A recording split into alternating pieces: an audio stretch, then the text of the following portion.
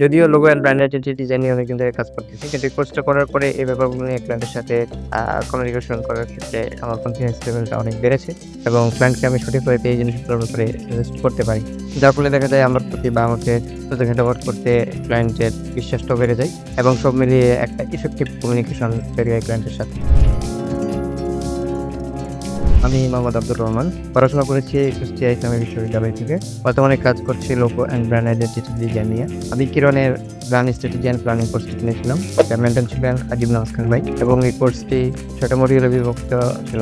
এখানে প্রায় ৩৪টির মতো ভিডিও ক্লাস রয়েছে এবং প্রত্যেকটি মডিউল শেষে একটা করে কুইজের ব্যবস্থা রয়েছে। যার ফলে আমি নিজেকে যাচাই করতে পারতেছিলাম যে আমি কতটুকু শিখতে পারতেছি এবং কোর্সটি শেষে আমার মনে হয়েছে যে এটা আমার জন্য বেশ উপকারী ছিল এবং কোর্সটি করার পরে দেখা যাচ্ছে ব্র্যান্ড কমিউনিকেশনের ক্ষেত্রে আমার অনেক বিষয়ে হেল্প হচ্ছে। যেমন দেখা যায় আমি যেহেতু ব্র্যান্ড আইডেন্টিটি এবং লোগো ডিজাইন নিয়ে কাজ করি, সেক্ষেত্রে দেখা যায় অনেক সময় ক্লায়েন্ট আছে তারা খুব একটা ভালো বুঝে না, অথবা তাদের একটা পেজ আছে কিংবা তারা একটা বিজনেস শুরু করতে চায়। তখন তারা লোগো ডিজাইন করতে আসলে জিজ্ঞেস করে যে তাদের নামটা কেমন হওয়া উচিত, তাদের স্লোগানটা কেমন হওয়া উচিত, তাদের মিশনগুলো কেমন হওয়া উচিত। যদিও logo and brand identity design নিয়ে অনেকদিন ধরে কাজ করতেছি, কিন্তু এই কোর্সটা করার পরে এই ব্যাপারগুলো নিয়ে ক্লায়েন্টের সাথে কমিউনিকেশন করার ক্ষেত্রে আমার কনফিডেন্স লেভেলটা অনেক বেড়েছে এবং ক্লায়েন্টকে আমি সঠিকভাবে এই জিনিসগুলোর ব্যাপারে সাজেস্ট করতে পারি।